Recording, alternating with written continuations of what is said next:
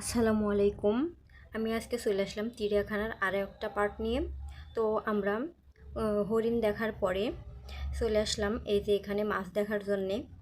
এটা একটা ছোট পুষ্কুনির মতো তৈরি করা। এই যে দেখেন পানিতে কত সুন্দর মাছ। আর এই যে কুমিরটা দেখতে পাচ্ছেন, এটা কিন্তু আসল কুমির না, এটা হচ্ছে কুমিরের ভাস্কর্য। এটা তৈরি করা। এই যে দেখেন মাছগুলো কত সুন্দর খেলা করছে। এই পুষ্কুনির ভিতরে কয়েকটা ওই যে কচ্ছপের বাচ্চা আছে, কিন্তু একটাই আমি দেখতে পারলাম। এই যে দেখেন মাছগুলো সব আমাদেরকে দেখে, আরও আশেপাশে অনেক মানুষ আছে, তো সবাইকে দেখে এই যে ভিতরে চলে গেল।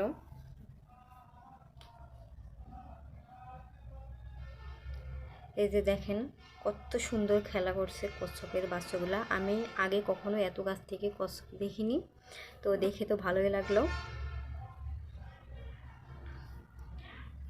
দেখেন কত সুন্দর মাছে খেলা করছে। আসলে এই চিড়িয়াখানায় এসে এত সুন্দর জিনিস দেখতে পারবো ভাবিনি। মাছ দেখা শেষ করে চলে আসলাম ঘোড়া দেখার জন্যে।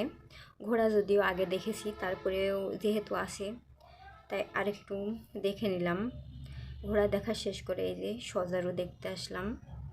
সজারুটা ঘুমাচ্ছে, এই কারণে ভালোভাবে কিছু বুঝতে পারলাম না।